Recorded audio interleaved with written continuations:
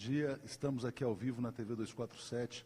Hoje vamos entrevistar aqui o governador Flávio Dino, do Maranhão, do PCdoB. Muita honra para a gente. Participa Paulo Moreira Leite, Leonardo Estopa.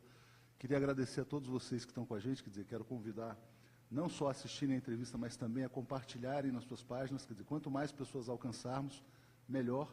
E também, se puderem, se inscreverem no canal Brasil 247 no Facebook e também no YouTube. Bom, antes de mais nada, muito obrigado, governador, por nos receber aqui no Palácio dos Leões. E eu queria começar lhe perguntando sobre uma questão. O senhor foi notícia dias atrás, porque foi um dos primeiros governadores a ter o seu caso na Lava Jato arquivado por absoluta falta de provas. Eu queria que o senhor falasse um pouco sobre isso, quer dizer, e que problemas que essa acusação precipitada eventualmente lhe causou. Bem, bom dia a todos, quero cumprimentar a todos que nos acompanham, que vão assistir esse vídeo aqui no site 247, TV 247, e agradecer a presença de vocês aqui, muitos temas importantes nessa conjuntura brasileira, não só relativa a mim, mas relativa ao conjunto das instituições.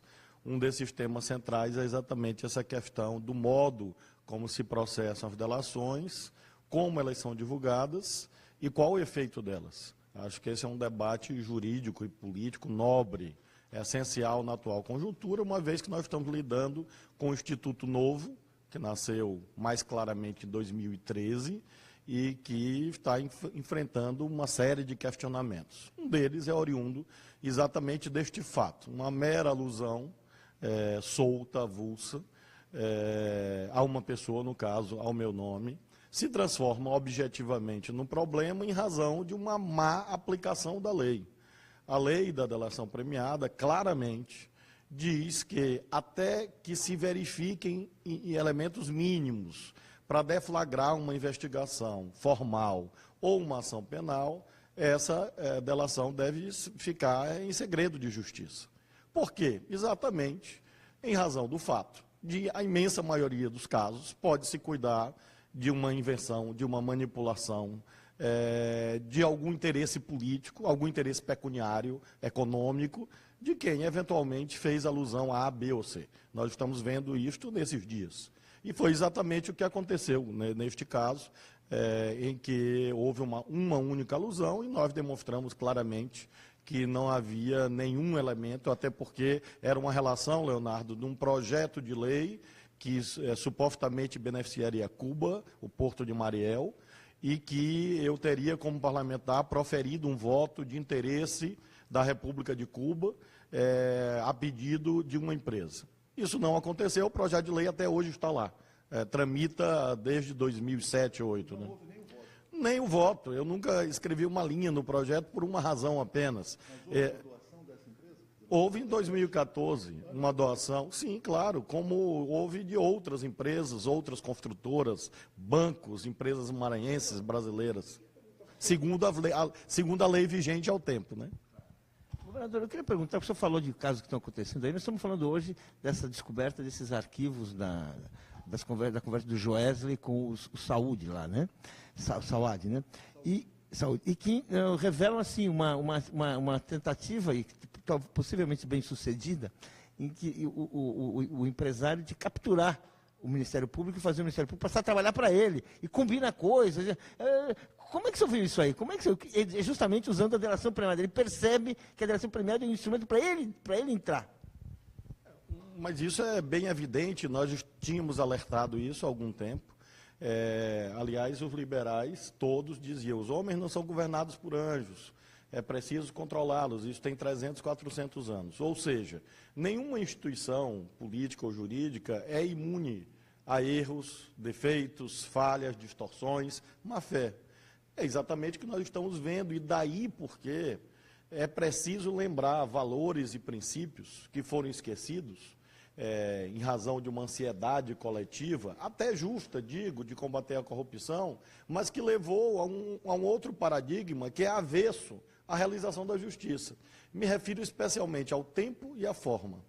O tempo da justiça não pode ser o tempo midiático, não pode ser o tempo da instantaneidade, tem que ser o tempo da reflexão. Exatamente porque são esferas diferentes de atuação.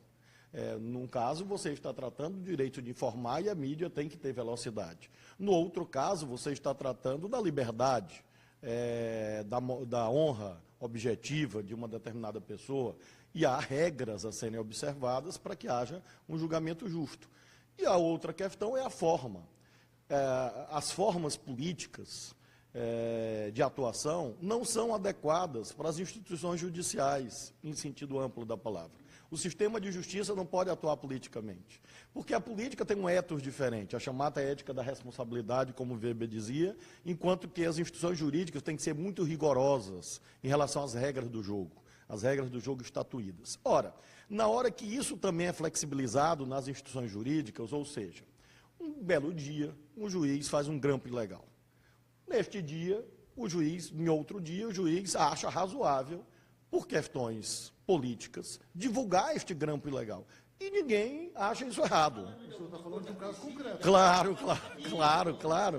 Claro, para mostrar exatamente que quando você abre a porta das instituições jurídicas para interesses políticos levarem a decisões, e isso não escandaliza ninguém, há até quem formule uma espécie de direito excepcional, formulação, inclusive, bastante exótica, nós vamos, portanto, gerar um efeito dominó, porque vira uma tolerância generalizada, e é o que nós estamos vendo, um desastre, porque você mina a fonte principal de legitimidade da atuação das instituições jurídicas, que não é o voto popular, e sim a aceitação, o consenso, a credibilidade. E é exatamente esse risco que nós estamos vendo. Deixa eu emendar com essa questão, quer dizer, porque o senhor falou desse grampo ilegal que foi vazado ilegalmente.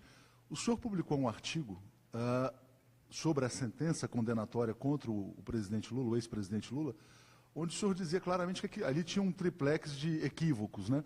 Se o senhor puder relembrar um pouco, quer dizer, quais foram as falhas centrais na sua visão, e só lembrando, o governador é juiz de direito, quer dizer, prestou o mesmo concurso que o juiz Sérgio Moro, passou em primeiro lugar, então tem autoridade para falar deste tema. Por que o senhor apontou erros na sentença e quais são de forma simplificada para as pessoas? Bom, em primeiro lugar, é bem evidente que é uma sentença muito frágil. Aliás, eu tenho conversado com juízes de várias instâncias do país inteiro, informalmente, e há uma ampla maioria que considera realmente que a sentença não analisou bem as provas dos autos. Ela, em primeiro lugar, forçou o conceito de corrupção passiva, contrariando a jurisprudência dominante, que diz que é preciso que haja uma relação clara entre uma vantagem indevida e um ato praticado, porque esta é a corrupção segundo a lei. É claro que a pessoa pode discordar da lei, mas não pode inventar uma lei, porque essa é uma garantia democrática. Imagina se cada um de nós inventasse a sua lei. A vida seria inviável, se cada um achasse que vai dirigir no trânsito de acordo com a sua cabeça. Então é preciso que haja regras para que a sociedade seja previsível. O tipo penal é este, a jurisprudência é esta. Neste caso, quem lê a sentença, e eu me dediquei à leitura cuidadosa da sentença, não consegue identificar o laço, a vinculação entre supostas vantagens e supostos atos de ofício, tanto é que o advogado de defesa do ex-presidente Lula entrou com embargo de declaração e essa contradição ficou mais evidente ainda quando ele diz, o próprio juiz diz, que não havia relação com contratos da Petrobras. Ora, se não havia relação com contratos da Petrobras, havia com quê, exatamente? Onde está o ato de ofício? E aí ele cria uma categoria também exótica, chamada atos de ofício indeterminados, que realmente é uma inovação e que é difícil sustentar juridicamente. Em segundo lugar, você tem uma lavagem de dinheiro em que o bem não ingressou no patrimônio do suposto beneficiário do ato, porque é público e notório que o bem pertence formalmente a uma instituição financeira hoje. Então, se o bem não ingressou no patrimônio ilicitamente, ingressou ilicitamente no patrimônio de uma pessoa para se transformar, mediante a lavagem de dinheiro, ocultação, dissimulação, etc., num bem ilícito, onde está a lavagem de dinheiro? Em terceiro lugar, uma dosimetria sui generis, que realmente eu fui juiz 12 anos, e sempre havia uma cultura judicial assentada em milhares de decisões, em que, para haver uma pena alta, era preciso que houvesse razões objetivas a tanto. E basta ler a sentença, a parte da dosimetria chamada, que é o cálculo da pena, e ver que não havia nenhuma razão para aquela pena, a não ser exatamente uma ansiedade de fato, punir. E punir no tempo que considera, não o tempo do processo, o tempo das formalidades, mas um tempo que está claramente vinculado ao calendário eleitoral. E esse é outro grave erro, isso é inadmissível, porque, repito, são instâncias diferentes de poder, que devem atuar de modo diverso. Essa é a essência da tripartição funcional do Estado. Ora, se o Judiciário e o Ministério Público passam a atuar segundo o instrumental próprio da política, e no tempo que não é o tempo do processo, juridicamente falando, ela perde a sua razão de ser e perde a sua legitimidade. Tenho dito aos meus ex-colegas, com muito respeito, a causa é nobre, mas os fins não justificam os meios. Eu queria emendar, porque as pessoas não estão entendendo exatamente, governador, qual que é a importância de existir uma relação desse caso em específico com a Petrobras para essa sentença ser válida. Eu gostaria que o senhor explicasse, o senhor como juiz de direito, explicasse a importância da conexão do caso do triplex com a Petrobras para haver essa legitimidade do Moro no julgamento. São duas questões. A primeira, a acusação foi esta. Quando alguém é réu numa ação, ele não se defende abstratamente de um conceito negativo que alguém eventualmente tenha. Ele se defende de uma acusação determinada. A acusação formulada pelo Ministério Público foi esta. O ex-presidente Lula recebeu o triplex em razão desses contratos da Petrobras. É essa a acusação. Ele se defende disto. Então, essa é a primeira razão, que é formalmente... Claro, a não ser que fosse um julgamento inquisitorial, medieval, em que você se defende porque você não gosta. Eu não gosto do Leonardo, então ele é culpado de alguma coisa que eu não sei ao certo o que é, mas ele é culpado. Ora, isso é incompatível com o liberalismo político, né? São 300, 400 anos de construção teórica, né? Sólida. E a segunda razão é pela questão da competência, porque o triplex fica em Guarujá. Na minha geografia, Guarujá fica em São Paulo. Na minha geografia, Curitiba fica no Paraná. E há uma questão de competência territorial. Essa competência territorial só foi flexibilizada, ou seja, um caso supostamente relativo a um suposto apartamento que supostamente seria, está sendo do ex-presidente Lula, está no Paraná, porque teria conexão com a Petrobras e com a Lava Jato. Ora, na hora que você rompe esse liame, nem competência jurídica tem. Nem para a vara de Curitiba, nem para o TRF da Quarta. Então, essa não é uma questão, como às vezes se diz, uma tecnicalidade, entre aspas. Não é uma filigrana, é uma questão essencial, porque é um elemento de validade do ato judicial. E por que isso? É importante explicar. Porque um juiz não pode escolher a causa que quer julgar. Assim como quem é julgado não pode escolher o seu juiz. Isso é uma garantia constitucional chamada o princípio do juiz natural. Você não escolhe seus juízes e o juiz não escolhe você para te julgar. Exatamente porque o atributo da imparcialidade, da isenção, o máximo quanto possível, é protegido por essa garantia do juiz natural. E nesse caso, naturalmente, houve a meu ver, muito claramente, foi forçada uma conexão entre esse episódio do triplex, e, aliás, quem disse isso primeiro não fui eu, quem disse isso primeiro foram os promotores de São Paulo. Os promotores de São Paulo chegaram a dizer isso. Chegaram a dizer, olha, esse caso é daqui, é nosso, esse réu é nosso. Não, eu não tô, eu não quero dizer se eles estavam, a razão deles. Eu só sei que juridicamente eles estavam certos, objetivamente.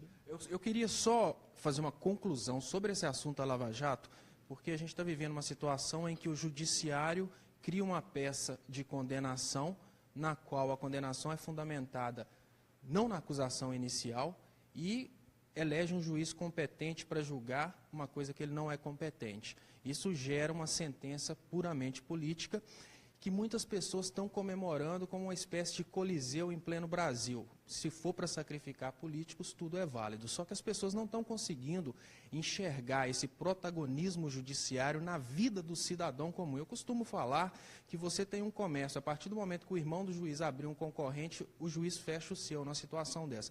Eu gostaria que o senhor, como juiz, avaliasse o que é o fim do Estado democrático de direito para o cidadão comum e não para esses políticos importantes que estão sendo crucificados e servindo, de certa forma, para um espetáculo midiático brasileiro.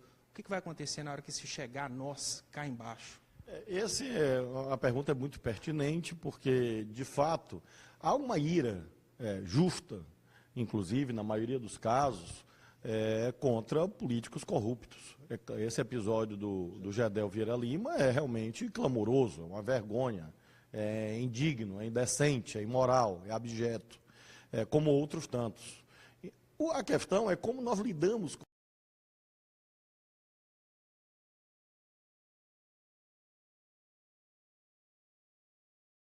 a metáfora, né? Séculos de construção teórica, no sentido de que nós não podemos transformar isso em justiçamento.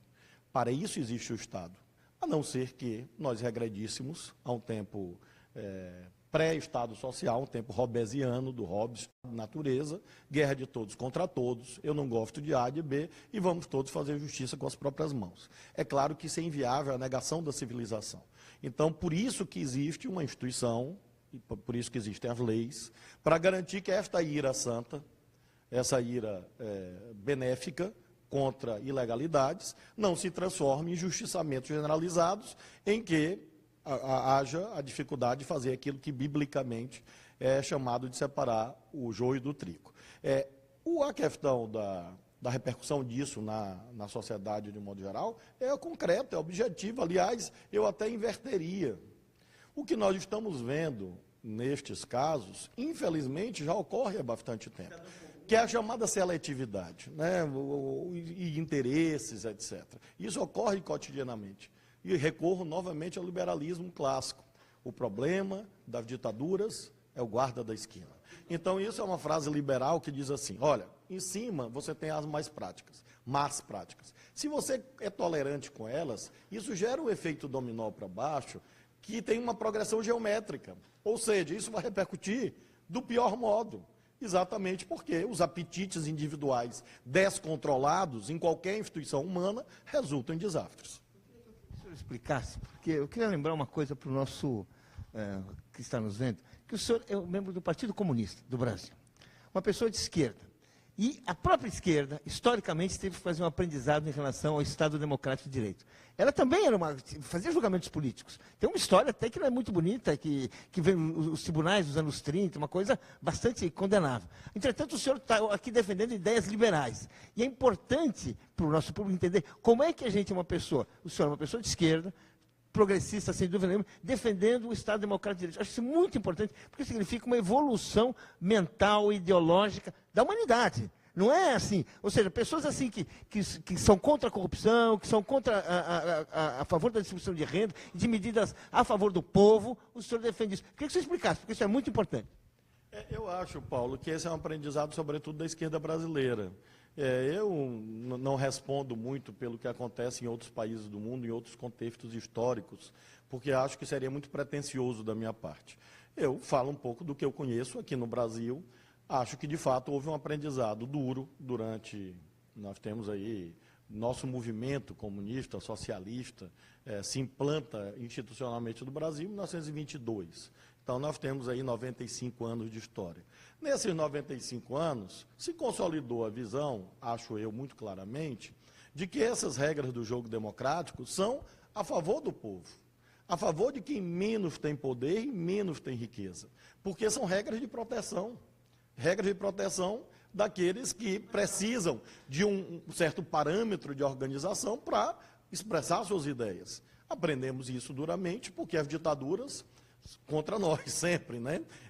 Sempre nos massacraram, sempre impediram o funcionamento regular dos nossos partidos políticos, as organizações sociais. Então, acho que isso está hoje progressivamente se inscrevendo no DNA da esquerda brasileira, no sentido de que, numa sociedade obscenamente desigual, quando se rompe as regras do jogo, sempre quem acaba pagando a conta são os mais pobres, ou aqueles que menos têm. Governador, eu vou emendar, a gente vai falar ainda muito sobre o Maranhão, acho que é importante a gente estar aqui até para falar mais do Maranhão do que de questões nacionais, mas como o senhor falou, quer dizer, que nesse julgamento do presidente Lula, ele foi submetido a um calendário eleitoral e, ao mesmo tempo, quer dizer, o presidente Lula terminou aqui no Maranhão a sua caravana, o senhor esteve com ele ontem, antes de ontem também, inclusive. Eu queria lhe perguntar o seguinte, quer dizer, quais seriam as consequências para a população brasileira, especialmente do Nordeste, de um eventual banimento político do presidente Lula? Porque, para muitas pessoas, esse é o objetivo real dessa caçada, vamos dizer assim. Eu acho que está muito claro que, de fato, há uma ansiedade para alcançar esse objetivo. É derivado de um outro erro institucional gigantesco, que foi o impeachment.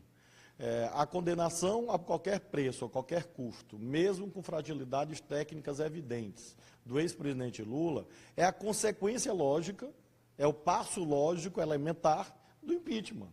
Porque, afinal, fez-se uma violência institucional óbvia, isso não há dúvida nenhuma, que foi o processo de impeachment da ex-presidenta Dilma, para alcançar a hegemonia de uma outra visão política.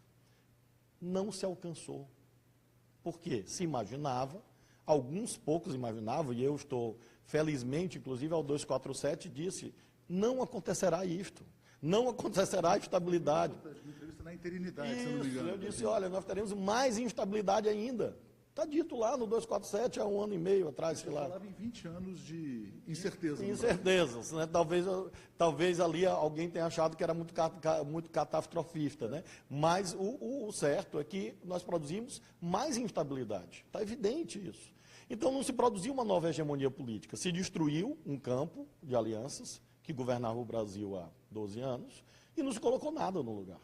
Nós temos algo sui generis hoje, que é o presidencialismo sem presidente. É uma situação única no mundo, porque nós temos um vazio no Poder Executivo diante das suas dificuldades. Então, ora, neste quadro de instabilidade absoluta que nós estamos vivendo, só quem pode resolver esse caos que criaram, porque está todo mundo agora imerso no caos, basta ler o noticiário e ver que agora as próprias instituições que tinham protagonismo, que era exatamente o Partido da Lava Jato, a PGE, etc., acabaram se enredando nessa instabilidade absoluta e nesse caos. Nós só temos dois caminhos a percorrer, acho eu. Primeiro, no que se refere às instituições políticas, só as urnas salvam.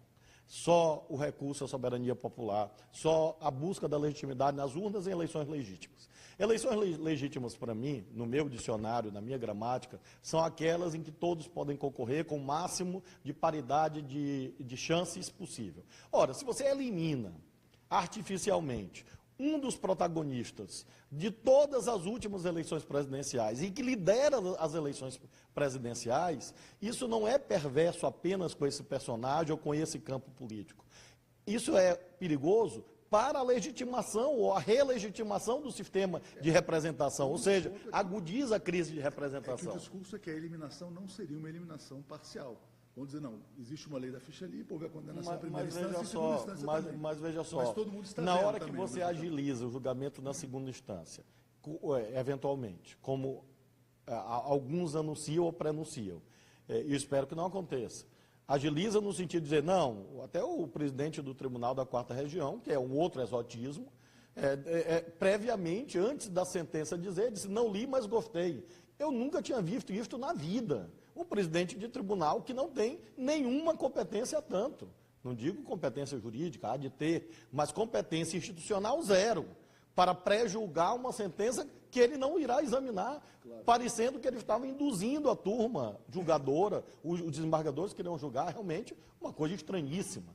Muito bem, na hora que esses indícios aparecem, é justo imaginar que se prenuncie algo que eu espero sinceramente que não aconteça, porque conheço pelo menos 2 dos 3 julgadores, conheço há muitos anos, os que vão reexaminar a sentença do juiz Moro, e tenho a esperança, a expectativa de que prevaleça uma análise desses aspectos jurídicos e outros tantos que têm sido apontados. Se isto não acontecer, nós teremos uma eleição capenga, uma eleição torta, que não vai ter o poder curativo que nós precisamos que tenha. E eu só queria... Leonardo, acho que seria difícil imaginar uma insurreição contra isto, né? Acho que não está colocado. O que eu acho é que a não aceitação se traduziria na perda de potencialidade da eleição.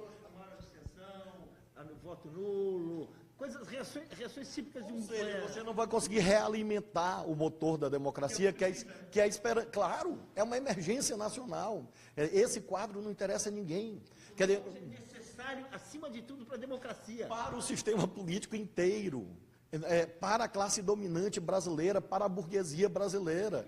O problema é que nós temos uma burguesia exótica, novamente uso a palavra, que é subversiva. É uma classe dominante que destrói o próprio sistema político que a sustenta. Então, é sui generis isso, mas é um elemento de estabilidade para todas as forças. E tanto é assim que veja o que sobrou após esse golpe institucional que atingiu diretamente o lulismo, mas veja que é uma bomba tão poderosa que se espraiou sobre todo o sistema partidário. Quem é que está bem nessa conjuntura?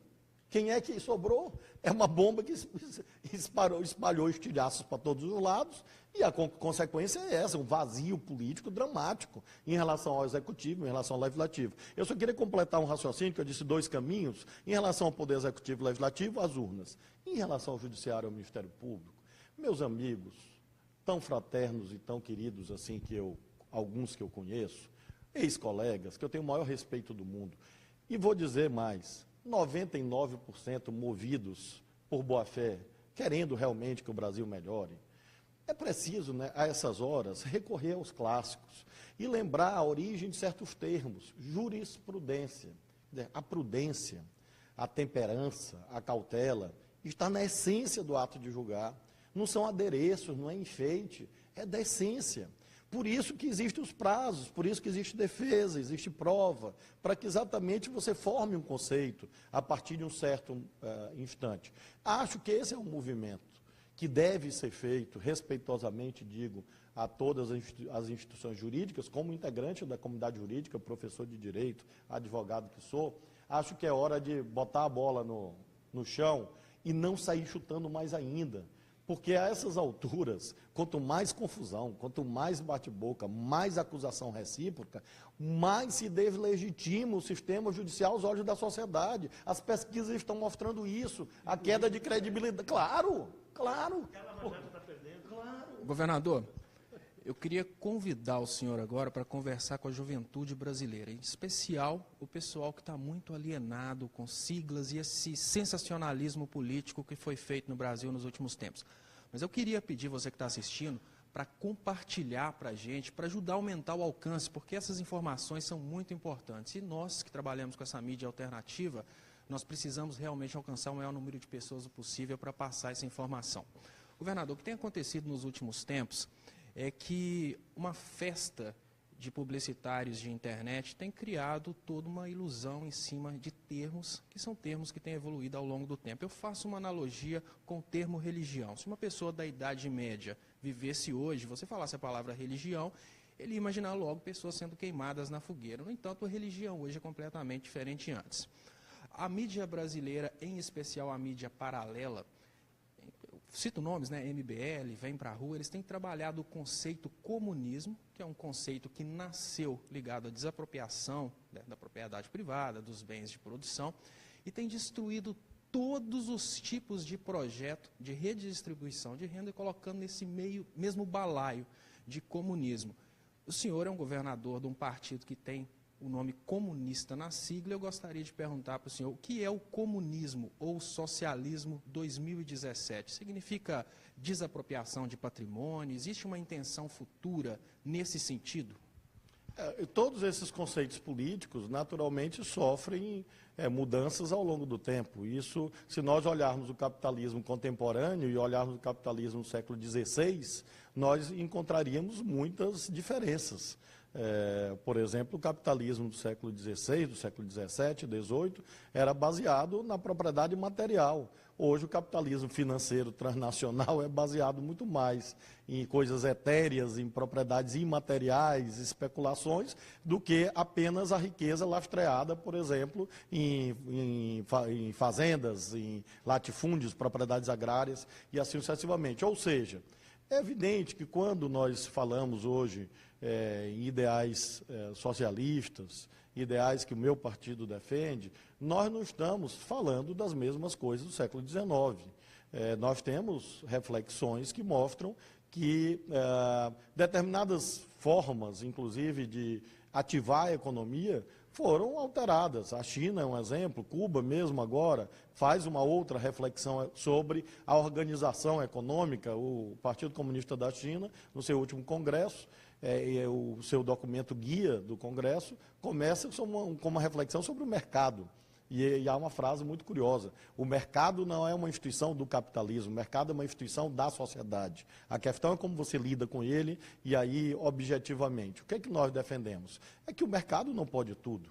O mercado concentra riqueza e poder na mão de poucos. Por isso você precisa da política, do Estado, com uma visão redistributiva, para que haja justiça na sociedade e haja condições mínimas de convivência entre as pessoas, a não ser que o ideal de sociedade dessas pessoas que defendem essas estigmatizações da nossa visão política, seja uma sociedade de pessoas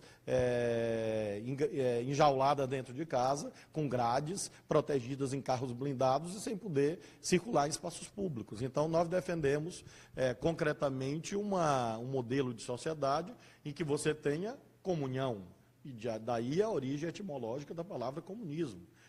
Há um eco do DOI-CODE, da Operação Bandeirantes, um eco da ditadura militar perversa, da tortura, contra esses ideais generosos que têm múltiplas inspirações.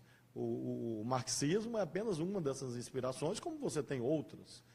Jesus Cristo tratou muito largamente de como era preciso que houvesse o que ele chamava de amor, ou seja, que houvesse o respeito aos direitos dos outros. A Revolução Francesa foi feita sob o slogan liberdade, mas não era apenas liberdade de quem dominar os outros, de quem explorar os outros.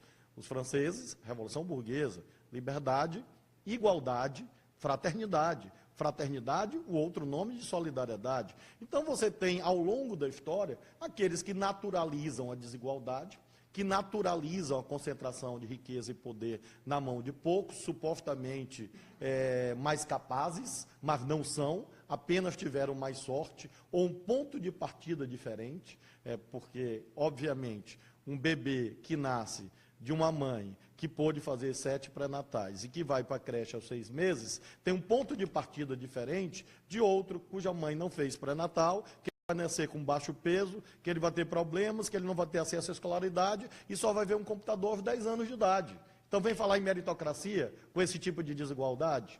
Então, isso é realmente, eu fico indignado quando você absolutiza uma farsa, que é essa farsa da meritocracia. Isso é uma farsa deletéria ao Brasil, na medida que mascara as desigualdades. Então, nós somos militantes da causa da igualdade, da fraternidade, da justiça social, da solidariedade, do social sobre o capital, da comunhão sobre o egoísmo. Eu queria lhe perguntar sobre isso na prática, porque assim, quer dizer, o senhor falou agora há pouco que o Brasil tem uma burguesia subversiva, né? Esse golpe que foi dado no Brasil, que está aí colocado, reduziu o mercado de consumo, ou seja, atingiu a própria burguesia brasileira. A gente está agora tentando patinar para voltar ao nível de 5 anos atrás, porque estávamos ao nível de 10 anos atrás, em vários pontos.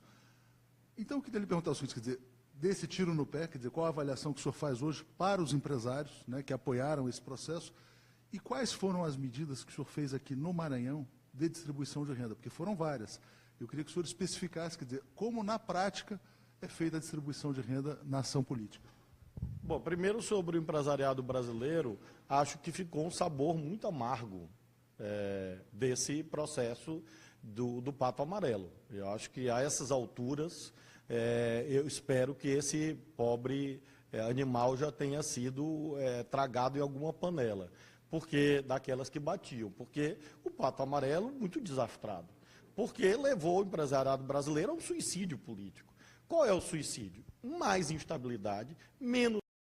Essa política de corte de gastos públicos é uma violência absoluta, não é só contra o povo, as políticas públicas, ela gera cada vez mais recessão, cada vez mais corte de gastos, e daqui a pouco a infraestrutura do país, mínima, para que haja desenvolvimento empresarial, investimentos, vai estar toda sacrificada. os insumos básicos do processo produtivo, alegremente se assiste a esse debate sobre energia elétrica, e os empresários assistem passivos a isto, sabendo que o resultado vai ser a elevação de tarifas, como em outros países do mundo. Os 9 governadores do Nordeste divulgaram anteontem um documento claramente mostrando isso, e isso é deletério ao desenvolvimento do setor privado no país. Ao mesmo tempo, este empresariado sofrendo medidas que são retrocessos, como a temática do conteúdo local, que era essencial para que houvesse uma reindustrialização do Brasil, a não ser que a burguesia brasileira tenha renunciado à sua condição de ser progressista, de ser minimamente industrialista, que é o básico. Aliás, ela foi fundada assim. A elite paulista em começo do século XX, industrialista pelo menos, a não ser que todo mundo queira que o Brasil seja uma imensa propriedade agrária que produz grãos. Me parece que isso é um retrocesso ao século XIX, a era do café. Então, é realmente espantoso que tenha acontecido isso, e por isso imagino que muito rapidamente o empresariado brasileiro deve se recompor em outras visões, mais conectadas com aquilo que se espera do empresariado como vinculado a um projeto nacional de desenvolvimento. Em relação ao nosso Estado, como nós temos essa visão da primazia do social, da comunhão, isso se reflete em uma série de questões. Por exemplo, busca de mais justiça fiscal, progressividade no sistema tributário. Quem tem mais paga mais, quem tem menos paga menos. Essa é uma meta que nós temos perseguido, buscado em relação à reconfiguração do sistema tributário no Estado. Segundo lugar, as políticas públicas com 2 dimensões, uma dimensão de elevação de cidadania, e aqui eu destaco, é o investimento maciço em educação, nunca realmente feito no Estado, em que, por exemplo, ontem nós inauguramos uma escola secular, chamada Escola Modelo, com padrão excepcional, convido até vocês a visitarem, padrão equivalente, em termos de infraestrutura, às melhores escolas particulares do Maranhão e do Brasil. Temos feito isso. É claro que temos muito a caminhar, mas já conseguimos praticamente requalificar metade da rede pública de ensino do Maranhão, e os resultados aí estão. Nossos meninos e meninas indo para a Olimpíada de Matemática, de Robótica, em outros países do mundo, em outros estados brasileiros, coisa que ninguém via.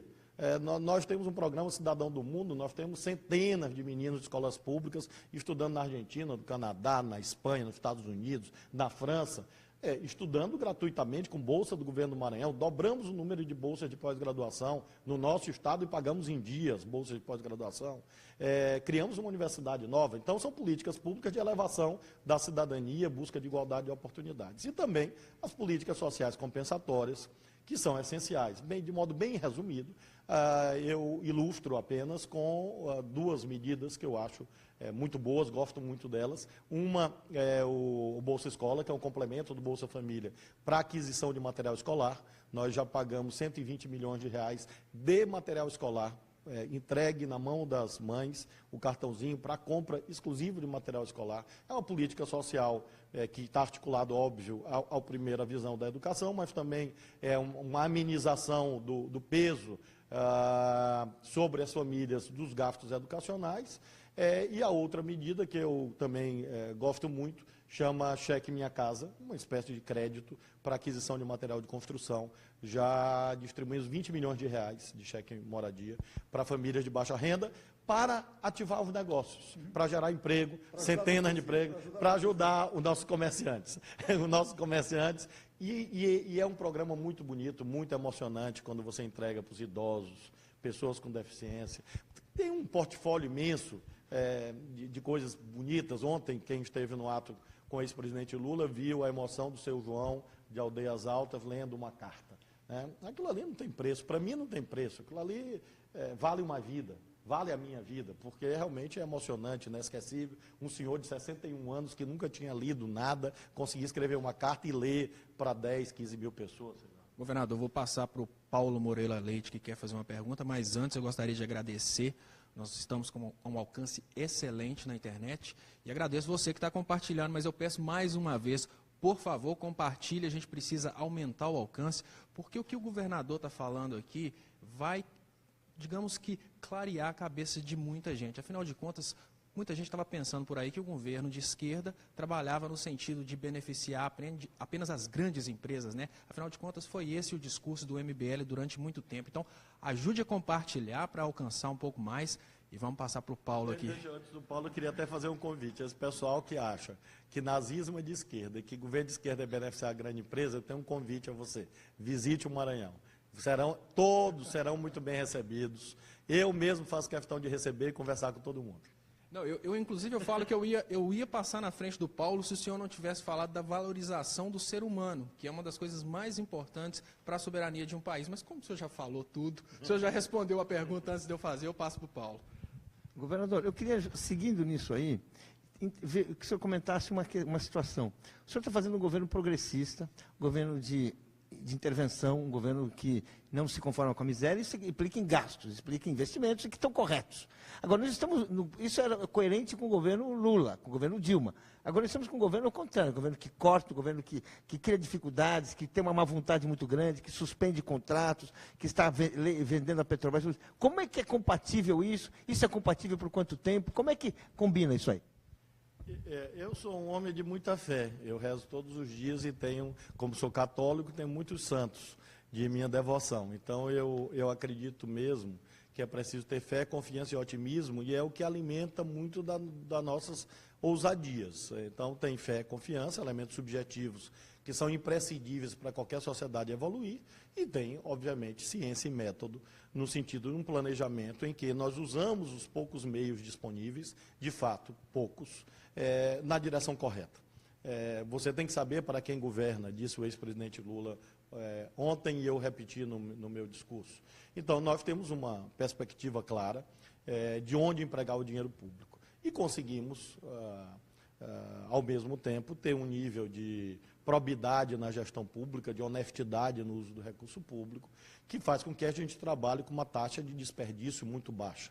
Hoje, por exemplo, vou realizar, pela primeira vez na história do Maranhão, o nosso porto, o Porto do Itaqui, vai fazer uma licitação de um berço, de um novo ponto de atracagem de navios, com recursos próprios. Os dois últimos berços que foram construídos com recursos do PAC. O berço 100 e o berço 108, PAC 1, PAC 2. Nós não temos PAC, mas nós temos uma gestão séria na empresa maranhense de administração portuária, que foi capaz de gerar lucro, foi capaz de gerar caixa, e hoje à tarde, às 15 horas, nós vamos divulgar esse edital do berço 98, que vai ser construído com recurso próprio, investimento nosso, gerando emprego aqui no nosso estado. Ou seja, além da questão tributária, que eu aludi há pouco, né, de justiça fiscal, medidas que, por vezes, geram algum tipo de reacomodação na sociedade, ou às vezes de atritos, mas você tem que explicar, você tem que ter coragem para explicar por que determinadas coisas são necessárias para gerar o equilíbrio fiscal, que não é um valor do governo, é um valor da sociedade. Uma sociedade cujo governo não tem equilíbrio fiscal é uma sociedade que caminha para a desagregação. Nós temos vários estados, inclusive, infelizmente, lamentavelmente, vivendo uma quadra muito difícil. Então, nós perseguimos, de um lado, o equilíbrio fiscal, olhando receitas e despesas, e, de outro, como nós temos uma taxa de desperdício baixa, ou seja, uma taxa de eficiência alta, de probidade e de transparência alta, você consegue mobilizar recursos e, com isso, conseguir objetivos mais altos. Cito o exemplo, novamente, das bolsas. Nós dobramos o número de bolsas de pós-graduação sem aumentar gastos, apenas usando corretamente o dinheiro que havia lá, e que era usado para outras finalidades que não as bolsas de pós-graduação. Digamos que a imaginação é o limite. A imaginação é variada e ampla para usar dinheiro. Governador. Indevidamente, né? Governador, o Estado do Maranhão, pelo que o senhor explicou, entende o investimento em educação como investimento. Já a política nacional, agora a política do governo federal, imagina educação como gasto. Eles criaram, né, essa névoa na cabeça das pessoas que investir em universidades públicas, investir no financiamento da educação para o cidadão que não tem dinheiro, significa, de certa forma, gastar o dinheiro público de uma forma errada. É a ideia da meritocracia. O Estado do Maranhão tem, com certeza, interesse de atrair empresas, atrair indústrias, e o Nordeste brasileiro ele tem menos competitividade exatamente por essa diferença de qualidade humana em termos de preparação humana. O senhor vê esse investimento como resultado a curto, médio ou longo prazo? Como o senhor vê esse investimento que o senhor está fazendo em educação? Eu acho que você corretamente coloca que o investimento em educação ele tem essa dupla dimensão. Ou seja, tem uma dimensão social, uma dimensão cidadã, ética, eu diria, ideológica, de respeito aos direitos das pessoas, de promoção da dignidade humana, e tem essa vertente econômica de avaliação. Ou seja, quando uma grande empresa resolve fazer um investimento em um país, em um estado, avalia uma série de atributos, água, energia, infraestrutura, estradas, etc., e avalia a qualidade dos recursos humanos disponíveis. O Maranhão, infelizmente, quando eu assumi, tinha nota declinante no IDEB, no Índice de Desenvolvimento da Educação Básica. Nota em queda, que é uma coisa absurda, criminosa, fruto do governo passado. Nós conseguimos reverter isso, já crescemos no primeiro ano, e esse ano vamos crescer mais ainda. Por quê? Porque nós fizemos uma mobilização nas escolas. Estamos fazendo simulado com os meninos. Implantamos gestão democrática na direção das escolas, em que os diretores se envolvem. Há um processo de escolha que não é feito por mim ou pelo secretário, é feito pela comunidade, provas, eleição, consulta. Isso cria um outro ambiente dentro da escola. Eu tenho certeza que a gente vai colher um resultado bastante bom no IDEB, colocando a curva para cima, como nunca na história do Maranhão nós conseguimos. Porque consideramos que uma determinada empresa, quando for olhar, quando o capitalismo internacional voltar a viver um ciclo de bonança, e eu tenho certeza que o Maranhão vai estar muito bem posicionado, por ser um tesouro logístico, por ter água, por ter energia, enfim, nós teremos, com certeza, um IDEB melhor e uma rede educacional melhor. Cito um exemplo só. Eu lembro bem na campanha de uma menina jovem, 19 anos, que não tinha conseguido entrar nos institutos federais, que aqui chama IFMA, Instituto Federal de Educação, Ciência e Tecnologia do Maranhão. Esses que foram criados pelo presidente Lula. E eu fiquei com aquilo na cabeça. Quando nós assumimos, criamos o IEMA, Instituto Estadual de Educação, Ciência e Tecnologia do Maranhão. Estamos construindo uma rede de educação profissional em tempo integral, que tem essa dimensão de vinculação, de associação do ensino médio com a educação dita profissionalizante, exatamente para complementar a rede dos institutos federais. Nós temos obtido resultados extraordinários nessas escolas. Nós temos hoje 7 funcionando, dessas em tempo integral. Vamos chegar, zero, nenhuma. Temos hoje 18 escolas de tempo integral ao todo, 19, vamos chegar a 20. Começo do próximo ano devemos chegar a algo em torno de 30 escolas de tempo integral. E dessas 30 escolas de tempo integral, nós teremos cerca de 12 institutos estaduais que estarão regionalmente complementando os institutos federais. Acho que isso é um tesouro de competitividade para o futuro do Maranhão. Eu queria aqui, falando do Maranhão, mas também falando da sua relação com o governo federal, geralmente, quer dizer, governos assim de estados que dependem mais de transferências federais, quer dizer, eles são muito cautelosos para fazer qualquer tipo de manifestação em relação a quem ocupa o poder, independente de gostar ou não gostar. E o senhor tem sido muito incisivo. Isso tem lhe causado prejuízo? Porque a gente sabe, por exemplo, de estados que já sofreram alguns tipos de retaliações. Paraíba, Alagoas, quer dizer, que já se moveram para um outro tipo de aliança. No seu caso, quer dizer, não é nem a questão de aliança, quer dizer, o senhor tem sido, talvez entre todos os governadores, o que mais explicitamente condenou o golpe, vamos dizer assim. De que maneira isso contaminou ou contribuiu para um eventual prejuízo ao governo do Estado? Bom, eu tenho mantido uma posição clara, porque acho que, em primeiro lugar, é um dever. É um dever de um político que tem seriedade ser claro. Eu não compartilho com aquela ideia, que, aliás, fez muito sucesso aqui no Maranhão, de que o bom político é aquele que não tem opinião sobre nada e apoia todos os governos, quaisquer que sejam eles, de Juscelino a Michel Temer. Não me convide para esse tipo de oportunismo barato, porque acho que isso não é justo com a população. E é falsa a ideia que isso produz resultados melhores para o estado de origem, porque o ex-senador José Sarney, fez isso a vida inteira e o resultado social do Maranhão todo mundo conhece. Então, eu acho que é um dever e acho que é um direito também você ter clareza nas suas posições, como eu tenho, de discordância profunda do processo de impeachment, de discordância de teto de gastos por 20 anos, de discordância dessa visão de que corte de gastos vão levar a crescimento econômico, de discordância profunda com essa visão segundo a qual o nosso problema está em cortar despesas, despesas, despesas. Então, tenho manifestado sempre com muita firmeza, mas ao mesmo tempo muito respeito, claro, às instituições do país. Não me recuso a nenhum tipo de interlocução com nenhuma autoridade do governo federal. Todos os que vêm aqui no nosso estado são bem recebidos, educadamente recebidos. Faço eventos com eles quando são de interesse do Maranhão. Quando há reuniões do governo federal de interesse do Maranhão, eu estou presente, o vice-governador está presente, os secretários estão presentes, ou seja, mantemos uma relação institucional em padrões civilizados. E um depoimento deve ser dado de parte a parte, ou seja, neste período, até este dia que nós estamos aqui falando, também não senti nada de diferente em relação do governo federal, em relação ao governo do Maranhão. Alguns acham isso espantoso. Eu acho que isso é a prova de que a clareza é a melhor posição, porque até seu adversário lhe respeita, porque até seu adversário diz, bom, o Flávio está lá defendendo as posições dele, mas a gente tem que respeitar as posições. Até aqui, Leonardo, eu não tenho tido consequências negativas em relação a isso. Os projetos que são para andar, podem andar, e atribuo, assim, Minha Casa Minha Vida. Faz uma falta danada no Maranhão, no Brasil todo, mas não parou aqui, parou no país todo, né? Então, não é uma coisa que eu posso dizer, parou porque eu fui contra o impeachment, porque no país todo está parado, e assim sucessivamente, né?